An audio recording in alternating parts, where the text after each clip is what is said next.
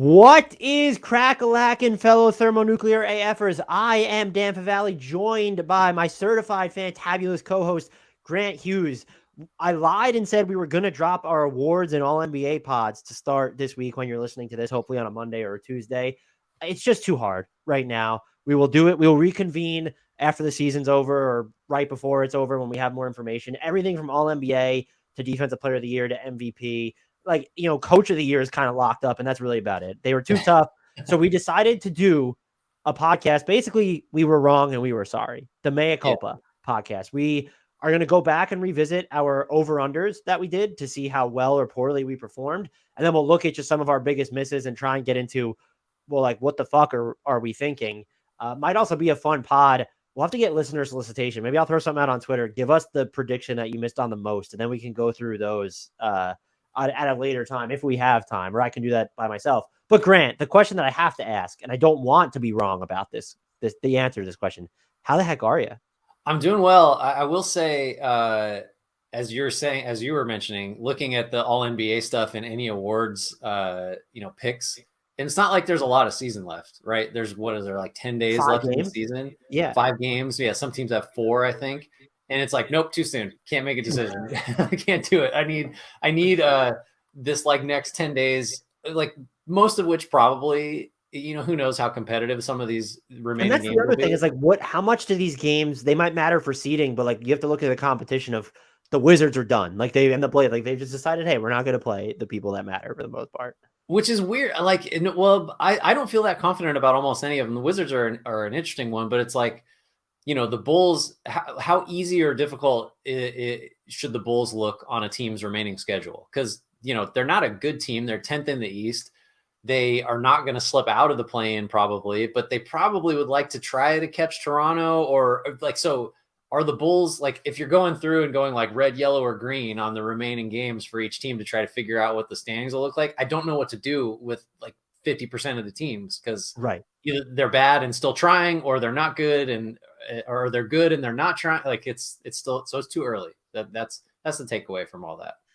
It is not too early to see where we were most right or where we were most wrong. And I'm not going to share the screen because we have so much going on in the doc. I think it would confuse the fuck out of people.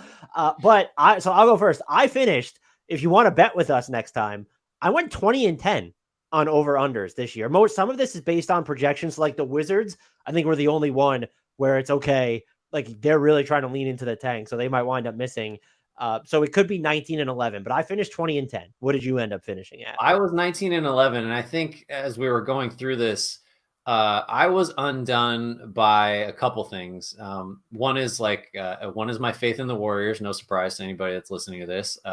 And where else? I think what are the other differentiators? Like the Spurs. I thought the Spurs would be better, and they have been the opposite of better. And you were correct about that. But yeah, not pretty good though overall. Like basically a 2/3 success rate. So you should definitely financially invest in us next time. Really, please don't do that. Spend your money on smarter things. But I thought this year of all years, I thought I would have done terrible, to be honest. Like I've been over 500. This will be, I think, the 3rd or 4th year in a row. And this is the first year that you were able to do this with me. But like, I just assumed, I didn't look at them. I was like, oh, I definitely went like 11-19 or something. Yeah, no, I have a distinct memory of when we were like trying to put these together before the season and having like so little confidence about so many of these teams. There were just a couple locks. And I think actually some of our misses were, we thought, locks. So it's not like we go into these with high levels of confidence, generally speaking. But yeah, no, this was a good exercise. Do you want to start out? I have the biggest miss on the board. Maybe I'll start. Should we do it that way? I was going to say, let's start with we'll go with the positive. Well, I guess however you view it, these are the teams that we ended up missing the most on. We might have hit their over under, but we did our own win projections. So these are the teams that outperformed our expectations the most. Based off our predictions, the best way to frame it. So please take us through your gargantuan miss. The biggest on the board by a lot. I had the Thunder winning 19 games this year, and I'm going to miss. They're on pace to make me wrong by more than 19 games, by double. They're on pace to make me wrong by 22 games because as we've gamed it out here, They're on pace for 40.5 wins. So let's round it up and give them 41 and hit me for a 22 miss there. What was the calculus? Come on, wasn't it very clear that they were going to be very good? I imagine that we did this after the Chet Holmgren injury. And I also imagine that my thought process was, if anybody's willing to steer into a tank for, I guess this would be a third year in a row, it would be the Thunder, maybe just the second year. Anyway, I thought that if any team had the stomach for just losing on purpose, it would be the Thunder. And I thought that Holmgren being injured was just, more of a reason to do that. Obviously, the misses in addition to that were Shai Gilgeous-Alexander being an MVP candidate for the entire year, and Jalen Williams being much better than anybody expected, Josh Giddey getting better, Isaiah Joe being a scrap heap, instant spacing on offense. What else was wrong? The other Jalen Williams is a good defender, leads the league in charges taken. I'm sure I didn't have any inkling of like what kind of player he was even going to be at the point we did this. So just kind of across the board, but ultimately the Thunder just not tanking and in a lot of ways being too good to tank. So big miss by me. I'm trying to, what did you, so this was a miss for you. It was also your biggest miss, but just nowhere close to the level of error that I hit. Yeah, I had them at 24 wins, which would put me off by, it's 15 plus, it's 17. And I'm just pretty much with you. We definitely did this after the Chet Holmgren injury, but I don't know, like, how much would that have changed our impressions of the Thunder? We probably just assumed that they would maybe not shut people down, but just they would be worse than expected because they were so reliant on a bunch of unproven dudes. I don't think either of us were high on Josh Giddey. Did we see this coming? We both didn't know enough about Jalen Williams clearly. So I think that all factored into it. And we expected some of what also I think fucked with some of these projections is we expected some of the quote unquote top end West teams to be better than they actually were. Yeah, that's another big one. I mean, we did not foresee, and I don't know that anybody did, the level of parity that we had this year. Because you would assume that, if we're picking win totals as low as we did here, where I was in the teens and you were at 24, you're pricing in that, there's 8 or 9 really good teams in the West that are just going to beat up on the Thunder. And it turned out there was one consistently really good team in the West all year, and that's Denver. Everybody else has had rough streaks. So that hurt too. What do we have next? We both missed the second most on the Jazz. I was off by 14 projected wins. You were off by 15 projected wins. Neither of us had them winning more than 25 games. In retrospect, I will say this. That is probably egregious on our part to have been that far off, because I know that the thought process was they're not going to be interested in winning, but they really would have need to have leaned into the tank from day one because their collection of talent didn't necessarily make sense. And no one saw this coming from Larry Markkinen. I was pretty low on Walker Kessler coming into the season. So that explains part of my reasoning, but they had real NBA talent peppered up and down the roster. The assumption was, at least for me, and I don't know why it was this way because I know the league works, they're going to trade everybody immediately or just not play guys. And that's not how trades work. It's always happening later in the season. And so I still would have been lower on them than this, but me coming in at 25 wins in retrospect feels kind of like, oh, idiot, duh. Well, so I don't think this one's as bad as our Thunder miss. Fair enough.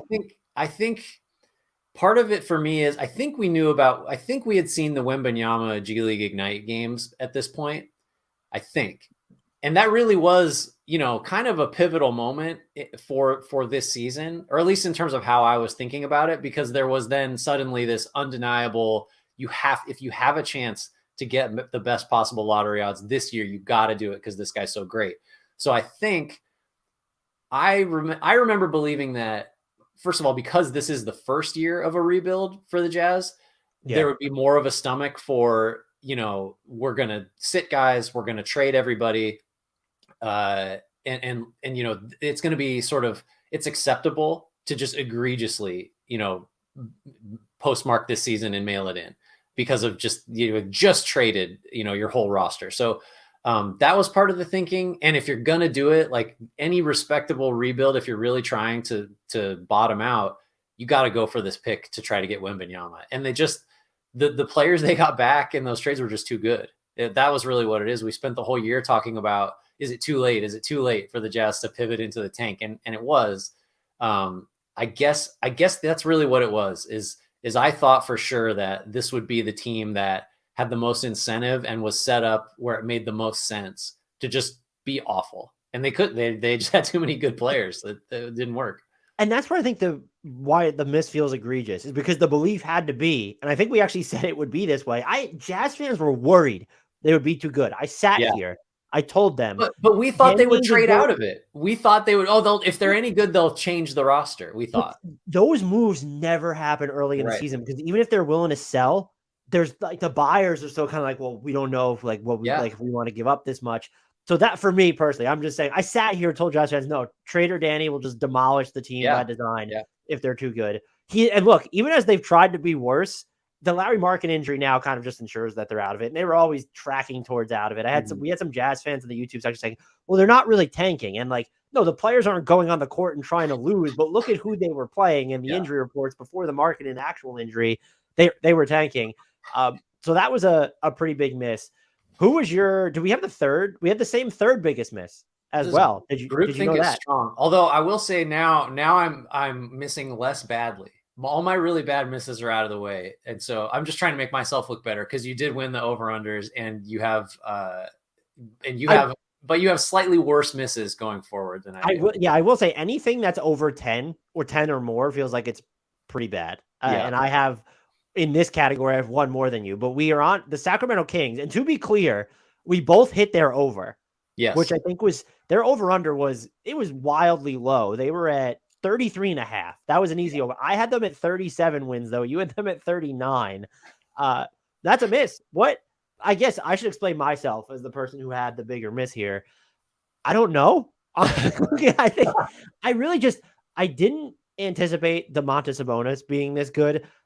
De'Aaron Fox, I've been a De'Aaron Fox believer, but I've grown to distrust that he could play this way over the course of an entire season. It's always been in these sometimes extended pockets, but never just an entire year of just dominance. We saw that from him. I wasn't super high on the Sabonis fit from a spacing perspective, but we knew when we did this that the Kings surrounded them with a fuck ton of shooting. I think I had questions about their defense, and rightfully so. They've been one of the 5 worst defensive teams in the league, basically. But I did not see their offense being this good. Like, I didn't see this from Malik Monk. Did I see Keegan Murray having an immediate impact like he has? I guess I was indifferent to a little down on the Kevin Huerter trade. And now knowing what we know about the 2024 draft class and this Kings team, that was a home run. So I missed there.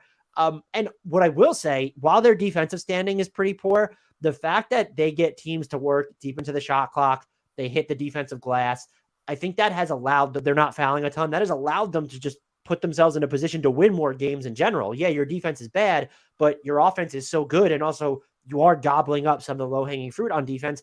I never would have anticipated them checking that many, like the defensive shot profile box too. I never would have projected them checking that many boxes. And so, yes, I hit the over. Missing by more than 10 wins on them, though, that's, I got to eat some crow. If I had any here, I would eat it.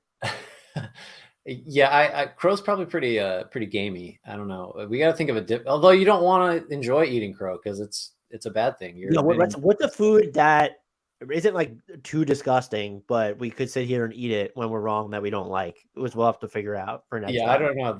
So I wasn't much better than you. I also had the over. I think we both felt good about the over, right? Just because 33.5 was just like low. Yeah. And priced into that, I think too, was we really thought that there were going to be a handful of very, very terrible teams in the West. And those teams are still below the Kings. They just weren't quite as bad. So that was part of it. For me, I mean, you hit most of it. I think I just kind of tried to zoom out. And the main things were I could see a way where the Kings would have like a top 5 or a top 10 offense. I did not anticipate them having the highest offensive rating in NBA history. Even if offense is up, like that was not on my radar. And then I thought that their defense would be bottom 5. And that would ultimately balance out to like, yeah, you're going to be a little under 500. It was kind of where I figured that would end up. And that was wrong because their offense is just about as good as it is as good as any we've ever seen.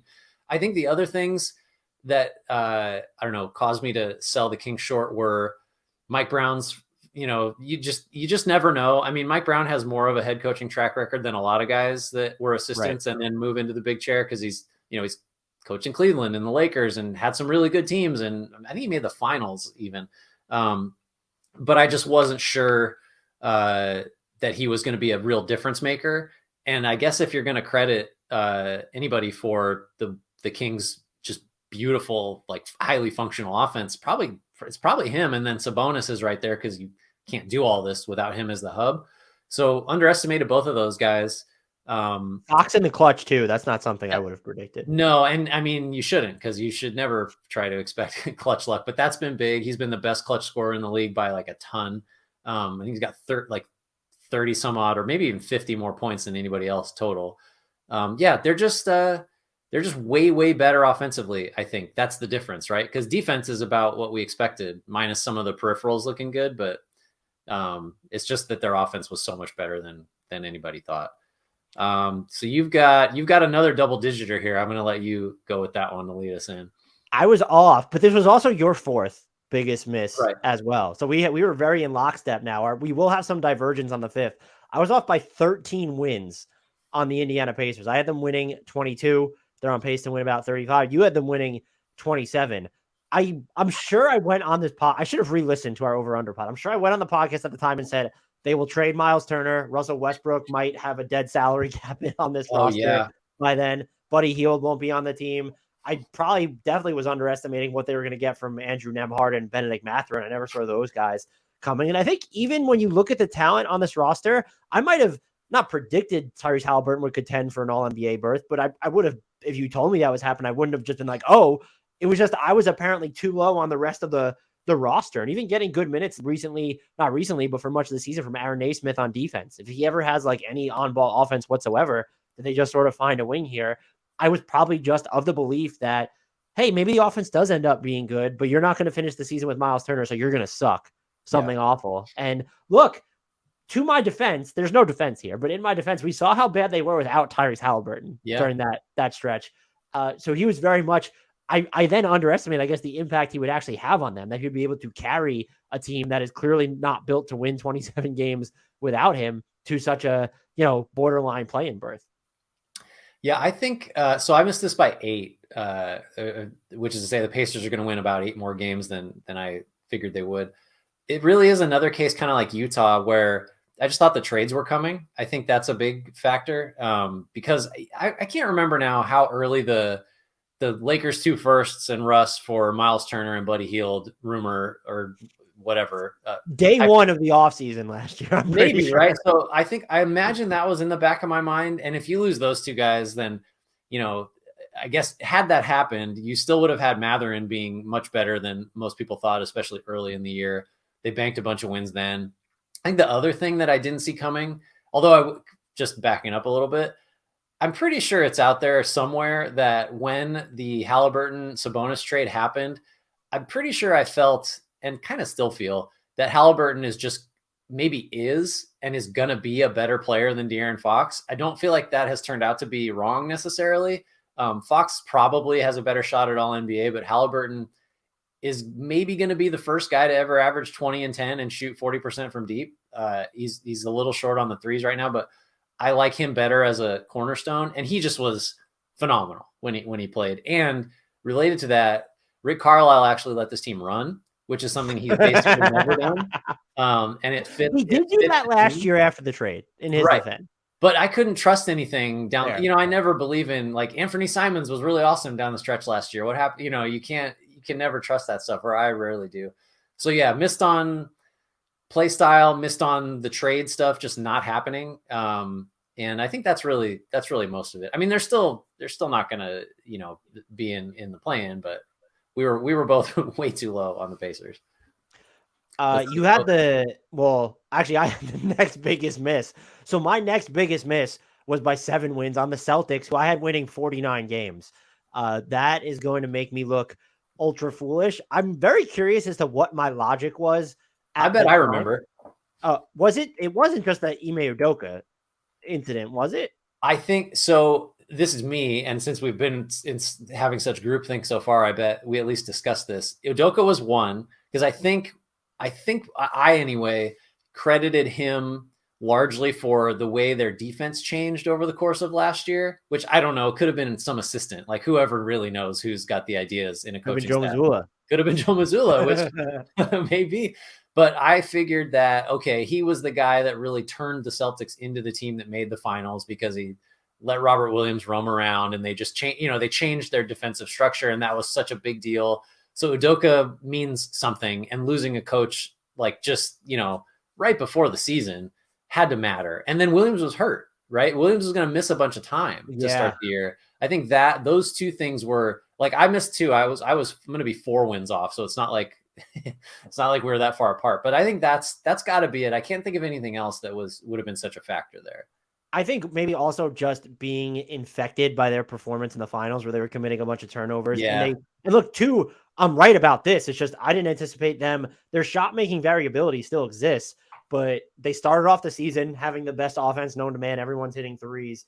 And we've now seen when you don't have Robert Williams III in the lineup, they do struggle to generate rim pressure. It's just this is a better team than expected. And also, I didn't anticipate the Derek White type of season that he had. No, and that's a big one. We definitely recorded this way after the Malcolm Brogdon trade. And so I'm just looking at it like, was I just trying to come up with wins from somewhere else to give to like Philly or like, because we're going through the wins. I was probably trying to give wins to Denver or thought some teams were too low.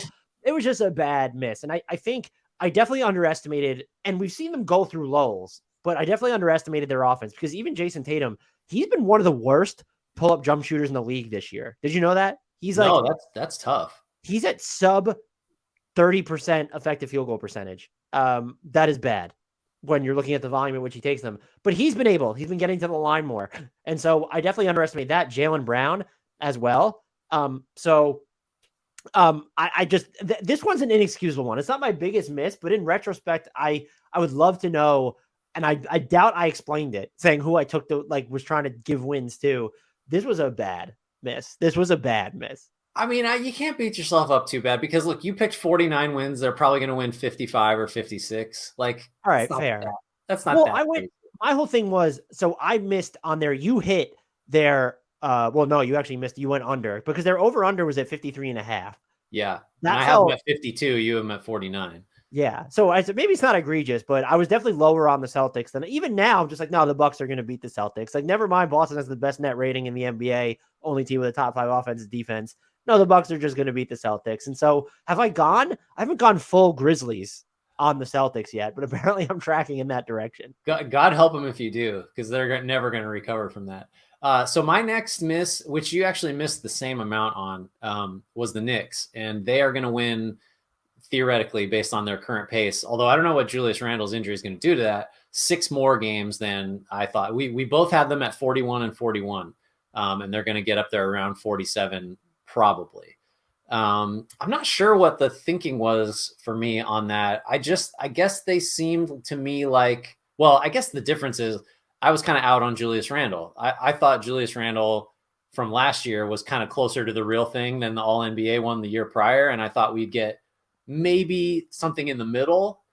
And I mean, and also I didn't think Jalen Brunson was going to be this good. Those are probably the two main differences.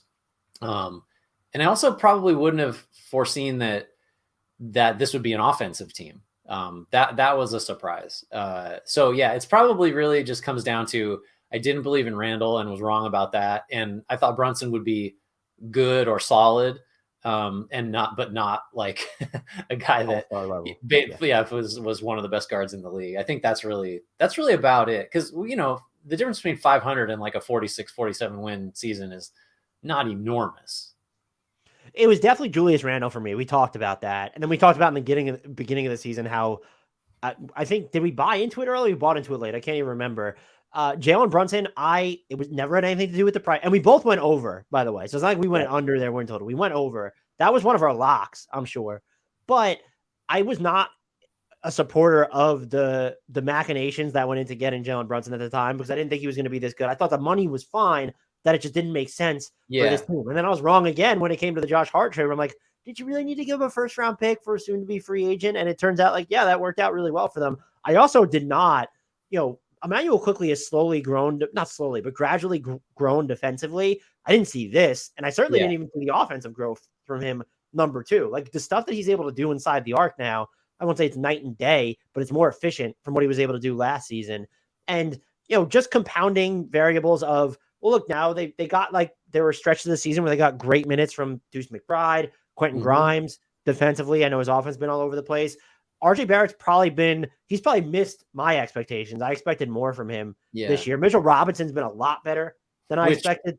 Which offsets Hartenstein not being, I bet you we both talked about, Hartenstein, because it was, you'd think about the 2 contracts for those centers, like in conjunction with, Robinson's overpaid, Hartenstein's underpaid, he's the best backup center in the league.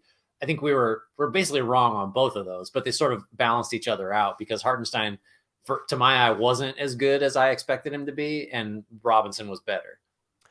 Right. And look, Hartenstein's gotten a little bit better lately, where there's almost this flip the switch where it's like, I can defensive rebound now. But yeah, I'm with you. So that was another miss.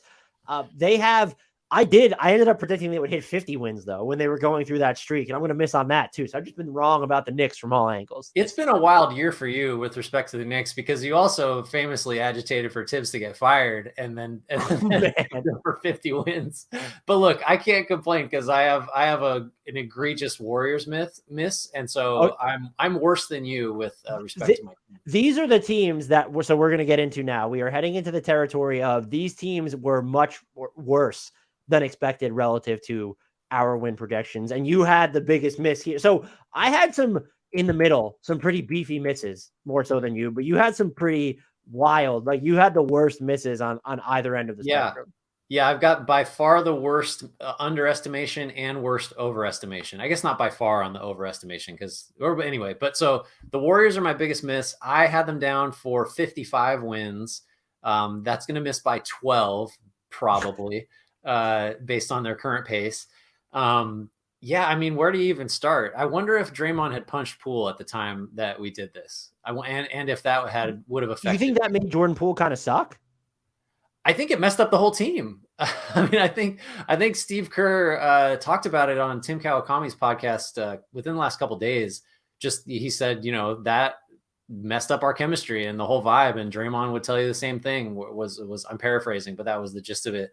I mean, certainly that's not, I don't know if that's the biggest reason I missed. I think really what happened, the main thing was I didn't think it was going to be that hard to replace what Peyton and what Otto Porter provided.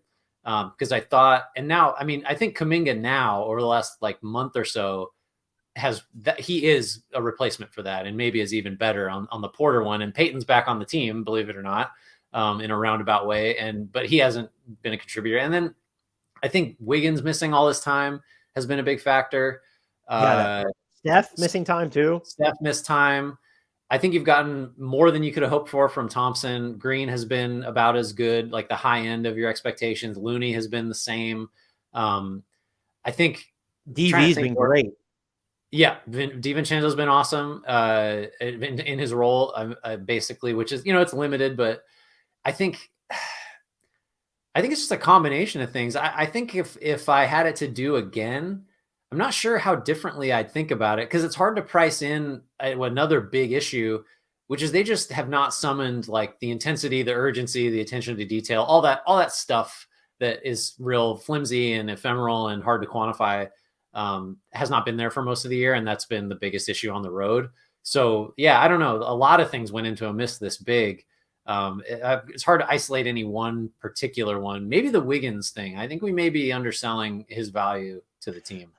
I think it boils down to, and there are myriad reasons why it's like this. They fucking suck on the road. And that's just, I did not see them winning, as we're recording this, they're 9-29 away from Chase Center. And the defense has been so bad when they're on the road. And I don't think I could have foreseen that either. And maybe, we didn't price in enough, like you said, GP2 leaving, and then he comes back, but doesn't play immediately anyway. I guess we could have predicted that, yes, Steph might miss some time. I actually think Klay Thompson's been better than I thought he was going to be, though, even by my low standards for Jordan Poole. And I know he's picked up a little bit, but he's been worse. We got to talk about. We got to talk about him. I didn't. Yeah, I think. Are you finally ready to abandon ship? I think just as some background, Grant wouldn't trade Jordan Poole for Shai Gilgeous-Alexander. Is that true? No, that's the thing, is I had to ask if that was true or not. So I was like, you could have said, "Oh yeah, it's documented," and I might have had to believe you. Here's the thing. Poole has been really, really bad. Inefficient offensively, turning it over, just goes into the And1 mixtape tour like way too often with good shooters open, and he just tries to do too much, is an atrocious defender, has been for most of the year. There are times when he plays within, I think I tweeted about this, which is rare. When he plays like as a part of the Warriors' chaotic offensive system and is getting off the ball quickly and not and all that, and he's part of it, and he's not like chaos all by himself, which is what he's been for most of the year. It works, and it worked in the playoffs last year, and it works occasionally. You know, again, the second half against New Orleans the other night, it worked then. So it's like the theory is still sort of there, but he's just been so bad, so much worse. And so like he's been a damaging player, like, you know, like a net negative player for a huge stretch of minutes in a role that they really needed him to be helpful, especially with Curry missing time. I think so. So yeah, Poole being, you know, even if you weren't super high on him, being probably worse than almost anyone would have expected, it's got to be a big, it's not 12 wins worth of miss, but it's some of them, maybe 2 or 3. I'm going to set the over under. What are the odds that Jordan Poole is on the Warriors to start next season? And I will set it at 61.5%. Oh, I was going to say it was a coin flip. So I guess I have to go under that, because I'd say I'm going to mark this down. I'm starting the sheet. We can go back and look at these. I will date it. Can you vamp a little bit so I can start that up? No, I think it's first of all, why is that a worthwhile question? One, if the Warriors are going to try to one, Poole has been bad, and like the relationship between him and say Draymond might just be something that, well, on the outer, you know, looking at it from the outside, it looks okay. They seem to have gotten past all this stuff, but I don't know if you ever really are going to get over that. So that's one. Two is, if the Warriors want to fundamentally improve this team, he's kind of the salary they got to move. And they haven't been able to do that this year because of his extension and the poison pill stuff. So you can move him this offseason.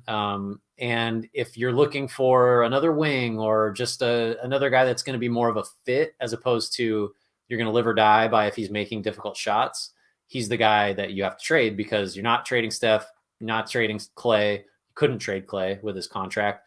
I don't think you trade Wiggins. Draymond has a player option. I don't know what you do with that, but you're probably not trading him without causing a riot with Steph and Clay. So yeah, Poole's the guy, right? There's an extremely logical case coming from a lot of angles to move him. And let's do it this way, because I don't want to be too dunked on about it. Will Jordan Poole be on the Warriors to start next season? And I said 50-50. Yeah, I'm just gonna say no. That'll be my prediction. I think they'll look, and there'll be a lot of rumors about it. But again, it's a coin flip. I would be so far from shocked if they traded him, but if he ends up on the roster again, it's probably because all the veterans said, we want him. And because Klay Thompson, everybody defends him. All the players defend him in press conferences. You notice that, right? Who's more likely to be on the Warriors next season, Draymond or Poole? Oh, Draymond, I think, which is crazy because he can be a free agent. So right. I don't know how much confidence that really. So you basically gave a non-answer. I'm putting you in as a yes. You think he'll be on the Warriors next season? All right, that's fine. 51% he'll be on the Warriors. The Warriors were not my biggest miss, but they were among my biggest misses. They were my second biggest miss here in the category of teams that underachieved relative to my expectations. My biggest miss, you did miss bigger on this team, though. I was off by 10 wins on the Detroit Pistons. You were off by 11, so it was super close. I think, and we can use the Cade Cunningham injury as an excuse, but they feel like they were tracking towards this direction a little bit anyway at the time. So I just think I looked at one, their big man setup since the James Wiseman trade has been better than I expected. But I don't think I saw their front line rotation just being as poor in general as it was. And Jalen Duren might have even exceeded expectations. Feels like it's been a subdued year from Isaiah Stewart. They end up trading Sadiq Bey, who wasn't playing incredibly well for them. They got great minutes from Alec Burks and Bojan Bogdanovic, but this team is just so, they start the season, they're switching a ton on defense. That didn't look great. Jaden Ivey had a really, really bad start to the year. He's picked it up as of late. And I just thought, I looked at the talent, and I don't think I didn't account for Cade Cunningham missing basically most of the year. And then also, I thought Jaden Ivey was going to be better right off the bat. I thought having Bojan Bogdanovic was going to be. And he was great for the team overall. I just thought it was going to translate into more of a difference. And I watched this team, I'll be honest, not so much lately because there hasn't been as many reasons to watch it. I'm trying to keep up with more important situations. I'm sorry that a 60-loss team has fallen a little bit by the wayside for me. I watched them and I'm like, I don't know whether to be more concerned long-term about their offense or their defense. I think I skew towards looking at the players on the roster. I think I just skew towards defense. Yeah. But if they want to stick with this dual big stuff, I don't know how, I just don't know I don't know if they have the personnel yet to make that work defensively, is my point. Yeah. I think the IV piece of it is interesting because I thought it's weird. These ideas sort of seem to conflict. Like one, I thought that he's the type I totally justified. I thought the Kings should have taken him instead of Murray, which is, I don't know, that might not turn out to be wrong. Because the reason I thought that was, Ivy has the athleticism and the ceiling of maybe this guy's a superstar. But then at the same time, one of the best ways to just lose a lot is to have a rookie point guard that just the game is way too fast for him, play a lot.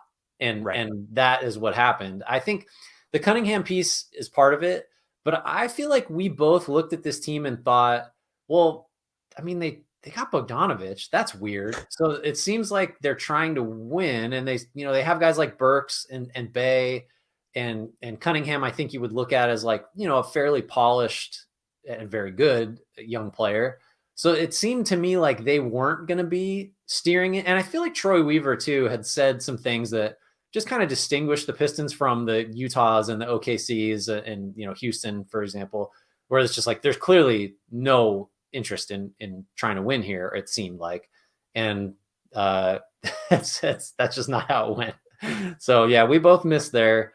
I missed one win worse than you. Also, the other thing is just like they kind of leaned into it sooner than every other team did. And I'm not in our defense, but like looking at the time Alec Burks is now missed, Bojan Bogdanovic, Hamidou Diallo getting injured. I think we could have predicted. I didn't see him being so important or useful to the team. I also didn't see him then missing all that time. And so there have just been a compilation of all these absences, which you have to try and figure out that, but it's been overkill to the point that they kind of accepted their fate sooner than, when you talk about Houston and San Antonio accepting their fates, Detroit wasn't in that. It didn't seem like it began the season in that tier. Like you said, right. That's what separated them, from a Utah. And once it became clear that they might be in that tier, they seemed to accept their fate sooner than Charlotte, for instance. Yeah, I think, and again, this would have been different had some players stayed healthy, but maybe the takeaway for when we do this next time is if there is a team that is going to give a ton of minutes to a rookie point guard and a rookie center, it's going to be really hard for that team to be good on either end. Like there's just the growing pains are too severe. So yeah, we've got to keep an eye out when we do this next year for teams in that situation. So my next, can we do I have two misses tied here. Well, actually the Pistons are tied for it. I'm trying to think, this isn't probably as bad as the Warriors missed, but I missed on the Wolves by 11 games, or projected to miss on them by 11 games. And I think we both believe that at the very least, Minnesota was going to be a really dangerous regular season team. I think I had them finishing like third in the conference. I have to go find that somewhere. And winning 52 games, I guess would be. Yeah, whatever it is. I was way off. I had them winning. I missed with you, by the way. I had them winning 49. So I missed by 8, not as much as you, but you had them at 52. We were both in agreement. You apparently more so than I. I just assumed they were going to be a regular season juggernaut. And look, but I'm sorry to interrupt you there, but even if Karl-Anthony Towns had played the entire year, it was not tracking in that direction. I missed on the Gobert trade. I missed then on I have to give my mea culpa here because Wolves fans were mad at me for giving them a D on the trade regrades. I missed on the Mike Conley trade. I looked at D'Angelo Russell's individual talent. I still believe it.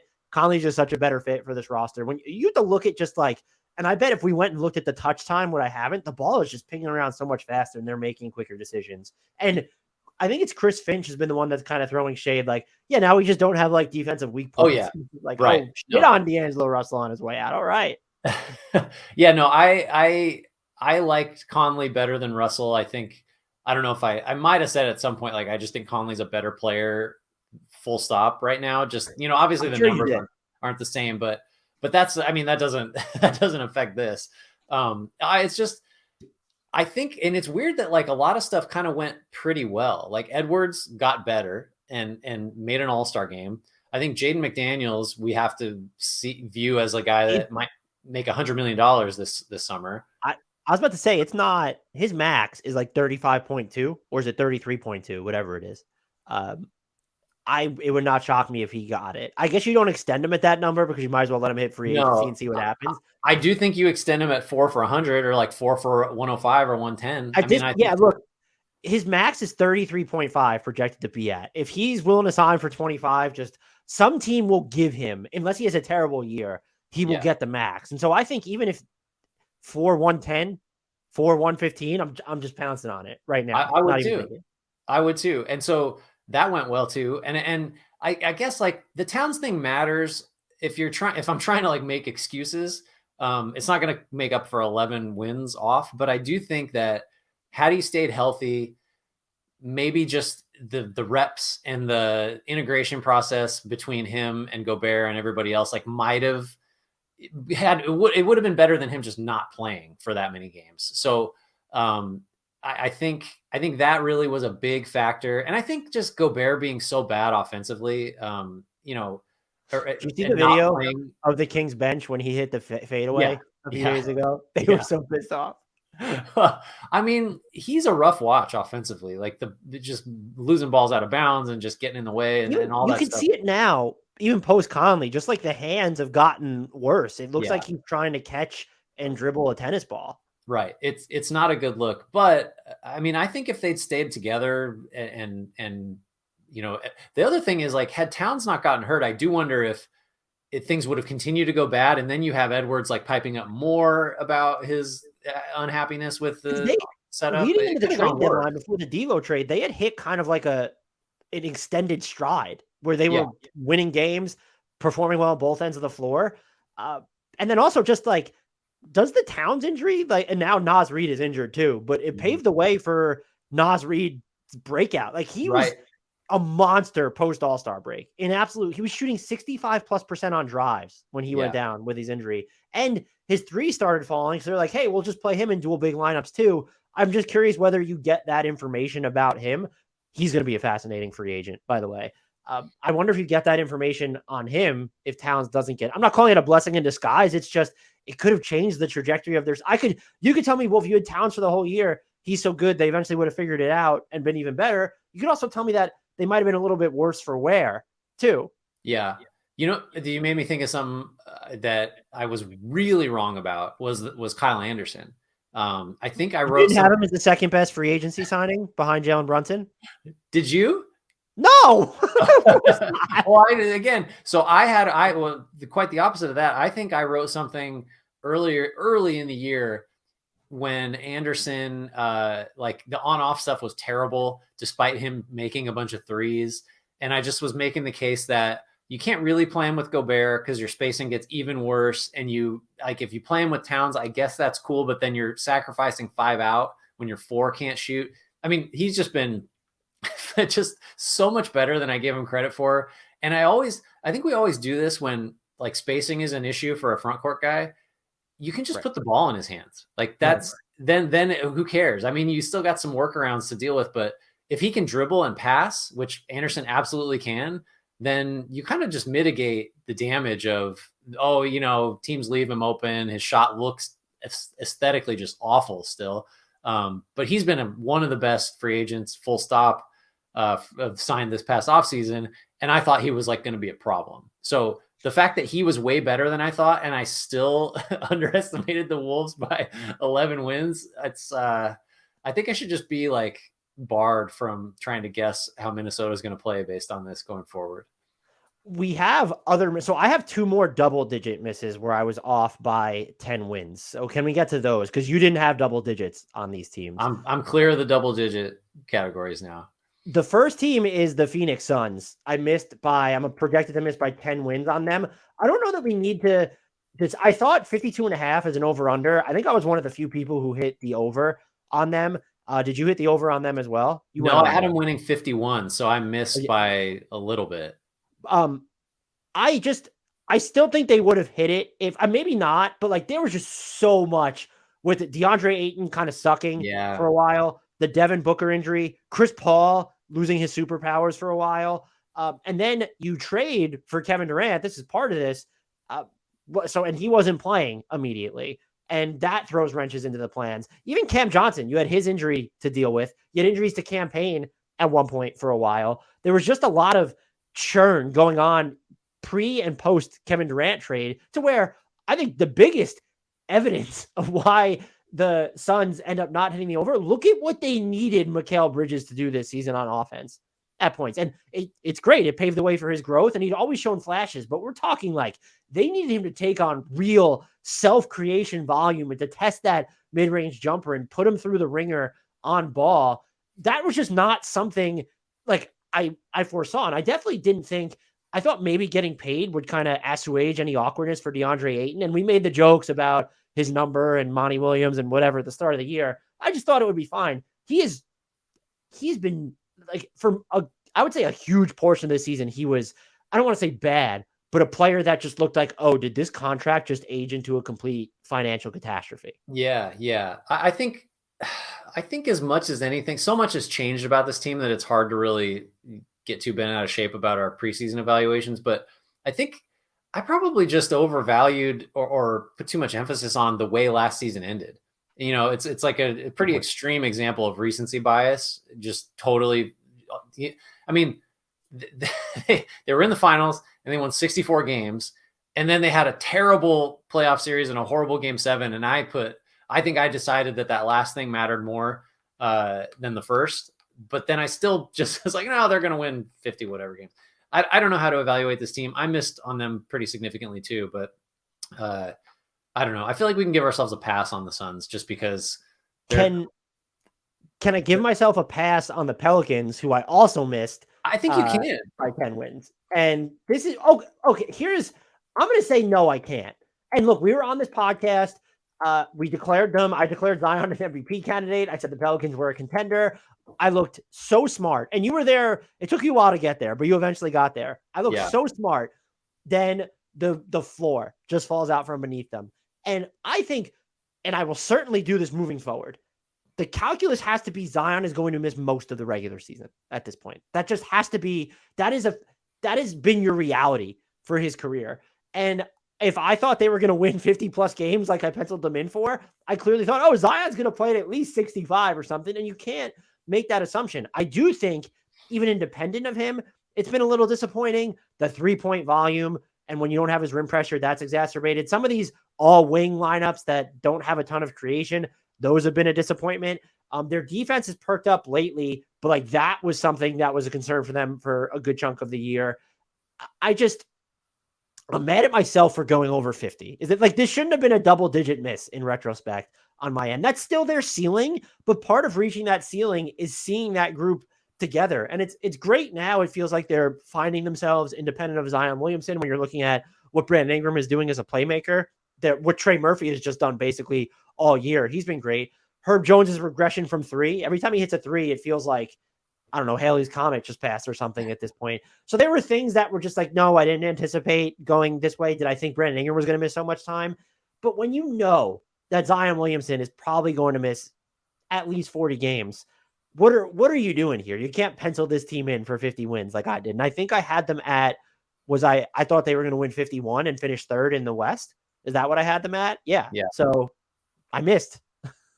I mean, it is really simple in hindsight. It's just, I think if Zion is healthy, you are probably closer to their win total than I am, because I had them winning 46. And so I missed by still too many, by the way. On pace to miss by 5. Yeah, right. I think it's interesting. Like, so I think I agree with you. We cannot assume this, but let's say going into next season, and this Pelicans team is mostly the same, which it has every chance to be because they just have a lot of guys under contract, and Zion's going to play 55 games. Would you pick them to win 50 games again? Or so you can't, even if you got the guarantee of 60 games, like what's the number got to be? Because is it just about him, or is it It's because it's about hard what, to gauge the other guys when he's not there, right? Because he's just so central to and, everybody being in and their when best you're role. not going to have, looking at their personnel right now, when you don't have the 3-point volume functional shooting, if you remove his rim pressure, it throws everybody off. And now you're all of a Yeah, sudden dependent on Brandon Ingram and CJ McCollum, who prefer to, they're not even putting pressure on the basket most yeah. of the time. They prefer to live from the mid range. That complicates everything. You would probably have to tell me that Zion needs to play in 60 plus, so 61 or more. And that's when I'd feel comfortable penciling them in for 50 wins again. Maybe they may change, like if their center rotation was a little bit different, where you weren't, okay, yeah, I feel like they've underutilized Jonas Valanciunas at points this season, but like I think it would be easier to establish an identity both independent and with Zion if you had just this rim protecting 5 that has actual size. So it's not a Larry Nance Jr. type Yeah. guy. And preferably they'd be able to shoot threes, but that's, that's Miles Turner and then Brook Lopez and nobody else basically at this, maybe Kristaps Porzingis. So yeah, that's just, it's going to take a lot for me to go. We'll have to see how the offseason pans out, but they might make me believe again if they get into the play-in and just cause a ruckus. I just think it's a testament to Zion's impact that there was a time when he was healthy that, I mean, you remember how good we felt about the supporting cast, about how much depth there was, and like, oh, you would take this young core over almost any other because Murphy and even Dyson Daniels and forget like Ingram and McCollum, but there was so much talent, it seemed like. And then it just isn't the same if Zion's not there. So yeah, I think you're right. I think if you have to assume he's not going to play the majority of the games in a season, and two, that when he's not out there, all these other guys are just way worse. Because I mean, that's what a testament to him that he's already in that rare class of guys that he makes everybody on the floor better. That's just, I mean, you said it. He was an MVP candidate before he got hurt. That defines it basically. What was so this was a joint miss. Yeah, joint miss.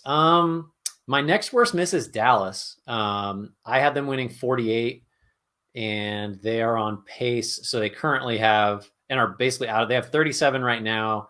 They're on pace for under 40.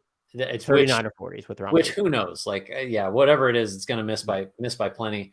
I guess I thought that, I mean, this is another team that's changed a lot, but I think I believe that one, you just start with Luka, you're going to win. You can win 48 games, right? If you have Luka Doncic. Two, I must have believed that Spencer Dinwiddie would just take on a little more of the offensive load and the Brunson loss wouldn't hurt that much. And Christian Wood in conjunction with Dinwiddie would get you some offense. So you'd be okay there. And then defensively, I don't remember what I thought. I figured probably I'm not like I'm projecting them to win the conference or whatever. 48 wins, you could be a top 5 offense and a number 20 defense, and that might do it. Yeah, I don't feel that bad about that one because really, like, it was just wrong about the supporting cast being like able to withstand the Brunson loss, I think, as much as anything. And then after the deadline, they traded their defense away, and there was no hope. Have they underachieved? I guess they have underachieved because they might miss the playoffs, but I missed them by 8. You missed them by 9 wins. So they were I had a 3-way tie for my 5th biggest misses at 8 wins a pop. Like, have they underachieved though, or was it we overestimate? Like, think about the Christian Wood trade. Low key might have been a disaster now because you gave up a 1st-round pick, and that doesn't seem like a dude that you're going to pay. And we knew the JaVale McGee signing was bad, but even if you said you removed him from the rotation, I will say, I guess where I missed is I thought they might have been able to keep up the defense a little bit more pre Kyrie Irving trade, and we saw just like the Maxi Kleber injury. Okay, that was part of it. We should have just known. Okay, well now look at like what you're dealing with on the front line aside from Dorian Finney-Smith, and then look at your guards. You're bringing Tim Hardaway Jr. back into the rotation. He missed a ton of the previous year, and that probably helped their defense. So yeah, I think they have underachieved, but I think there might have been a miscalculation on how good they were supposed to be in the first place. Yeah, it's tough, right? Because they made the conference finals, and even though I don't think anybody would have said they were the second best team in the West last year, that's hard to like get out of your mind. That we in hindsight too, the McGee signing was so hard to understand at the time that we probably should have just removed any benefit of the doubt from every other decision they were going to make or had made, because that was just so ridiculous and was promised a starting spot more or less, right? And when he lost that, I forget what the report was, that basically he's just collecting checks now because he's pissed off about not getting to start. Yeah, that was tough. I don't know. It's hard to bet against Doncic though, at the start of a season. Now it's like, who knows? But so let's see. My next worst one, which is, and you're kind of right there, but not quite as bad, is the Clippers. Going to be about 8 wins off on that one. Overestimated them by 8 wins. I mean, I guess there's not really an excuse for that because basically Leonard and George played, roughly in tandem about as much as we probably should have expected, right? Am I wrong about that? I mean, Kawhi certainly played as much as you would have expected. And then George is hurt now and has had a couple others, but I'm pulling up his games played total. George, I think part of it was 56 games. Did you expect this type of regression from Marcus Morris? Did you expect both Reggie Jackson to fall off a cliff and then John Wall to not really provide anything? You thought this would be the perfect situation for him. Did you think that Luke Kennard wasn't going to take threes in high volume until he was traded? So there were just a lot of, it was mostly supporting cast stuff. Their rotations felt like they were in constant flux. So Norman Powell missed time as well. They also, Ty Lue falling in and out of love with Robert Covington. I think they didn't have any dire issues.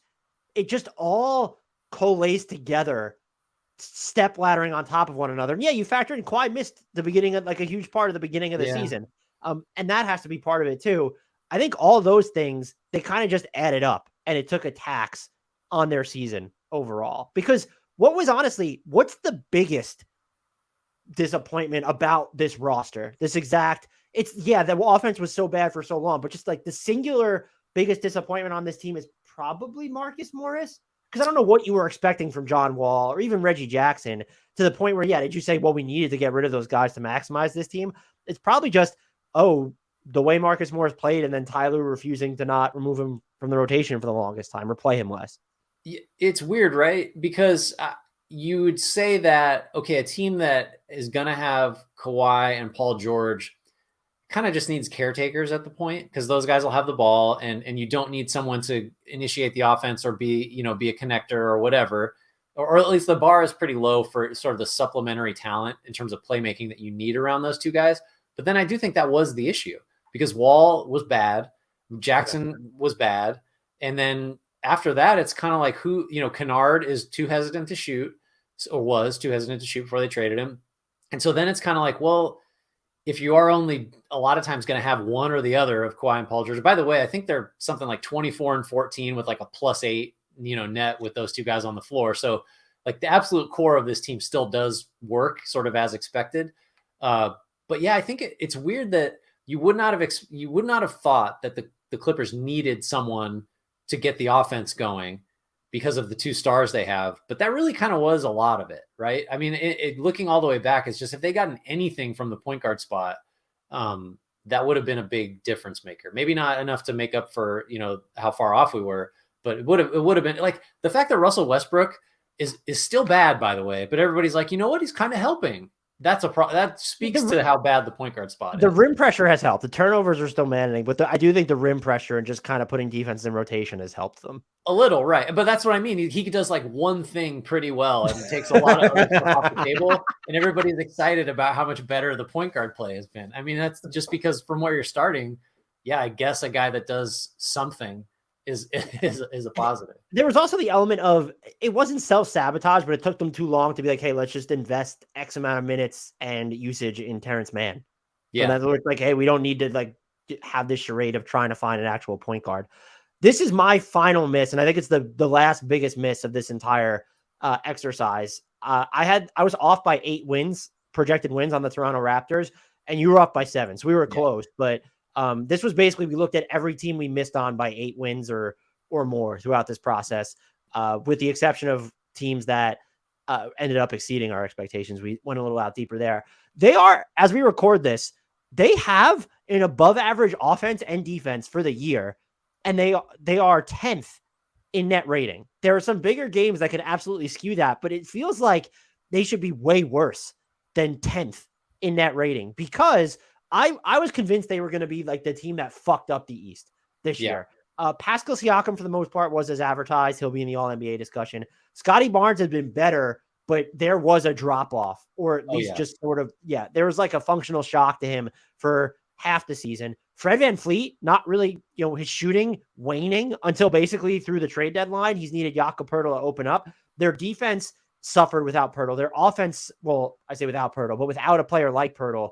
And then who's also someone who, actually sets screens and rolls to the basket, which is not an element they had. Precious Achiuwa's regression, you want to talk about Mrs. Grant. He was my most improved player pick. I don't know if you remember that. Totally justifiable breakout pick. So they miss on him. The bench, a problem again. And the defense, yes, they're still super aggressive, number one in forced turnover rate. That seems so hard to sustain on a game-to-game basis when you're playing your top guys as many minutes as you were for most of this season. Gary Trent Jr. ran hot and cold this year. Chris Boucher, whom I love, I've been basically indifferent to this year. You got to a point where you felt the need, like, I didn't realize Thaddeus Young wasn't going to play any real type of positive role for this team. And now you were in a position where you thought you need to sign Will Barton, and that has not turned out too well. I missed on so many aspects of this team, and yet they still feel dangerous. They just still feel, does that make any sense? No, they're a hard team to quit. I think that's been a problem for both of us for a long time. I think I agree with the player by player analysis and sort of what's gone right and wrong. I think for me, and this has kind of been every time I start to discuss or write about the Raptors this year, at least before the Poeltl trade, because I feel like the Poeltl trade, in conjunction with VanVleet, has kind of given them sort of like not a hub, but just like, okay, we can run a big small pick and roll, like sort of conventionally. We don't have to do this weird stuff where someone that's 6'10" is handling the ball and trying to make a play, and like just Siakam and Scotty Barnes is just like that's just not what you need as the like sort of foundation of your offense. And so the VanVleet Poeltl stuff makes sense. Obviously, they were not together all year because Poeltl was on the Spurs until the trade deadline. I think the frustrating thing for me is they're kind of good and bad in the same ways as last year. More or less. You know what I mean? Like they force a bajillion turnovers. They never turn it over because they just have their wings take bad shots. Generally, that's like that's how their offense works. They have similar effective field goal percentage overall. They're bottom 4, just like last year. They foul too much, just like last year. They're not great on the defensive boards, just like last year. And their strengths are kind of the same. Transition offense, their weaknesses, half court. It's just like they sort of ran it back. And I think we all thought that there'd be some organic growth and the positionless stuff wouldn't hamstring them in certain ways. And they just kind of did the same stuff. So that's annoying. That's frustrating because I just thought there would be more of a change, which in hindsight, like, I mean, what did they do in the offseason? They got Otto Porter. Like who didn't play. And if we expected him to play, I mean, there's your 7 wins right there, baby. I mean, like I think in hindsight, expecting different results from roughly the same personnel was potentially a mistake. Although to your point, based on their point differential, they should have 41 wins right now instead of 38. And would be on pace for like 45-ish at 44. Which they would not be one of our big misses if they actually just had a record in line with their differential. So the takeaway is we're actually smart. Well, speaking of, I want to give us a shout out on the teams that we came within 2 victories of predicting, plus or minus 2 victories. So for yours, Cleveland, Milwaukee, Denver, Philly, Chicago, Brooklyn, and the Lakers. So you had a bunch of teams. You had 5, you had 7 where you came within 2 victories of predicting their actual record. I am willing to bet that I had far fewer than that. Let me sort this here very quickly. This is great podcasting for everybody. That's all right. I'm sure we'll go back and heavily edit this. I had the Cavaliers, the Sixers, the Wizards. I know my Wizards, the Spurs, the Nuggets, the Nets, and the Bulls. I was within 2 victories of, which actually is that 7 as well. Yeah. So we were each within, and a lot of them were the same teams. We were within 2 victories on 7 teams each. That's not bad. And a stellar winning record on the over-unders. This was a fun exercise, though. Did you want to take us out of here? Yeah, thanks everybody for listening. I hope next year you'll just remember to listen to the edition of this podcast where we guess over-unders and just bet everything, because clearly this is a winning formula. Except for how much, if you put $1,000 on every single bet that we made. Think about how much money you would have made as a singular bet. You'd have to bet them all though, because if you listen to me about the Thunder, for example, you would have been your season would have been over in like January. Yeah. Anyway, thanks everybody for listening. Please remember, if you have not done so already, to rate, review, and subscribe wherever you listen to podcasts. Follow us on all our socials at HardwoodKnocks, at Dan Favale, at GT_Hughes. And yeah, tell a friend if they'd like to make money or potentially lose a whole lot, depending on which part of the podcast you listen to. And as always, we close with a shout out to Frank Ntilikina and an apology to the one and only Jared Allen.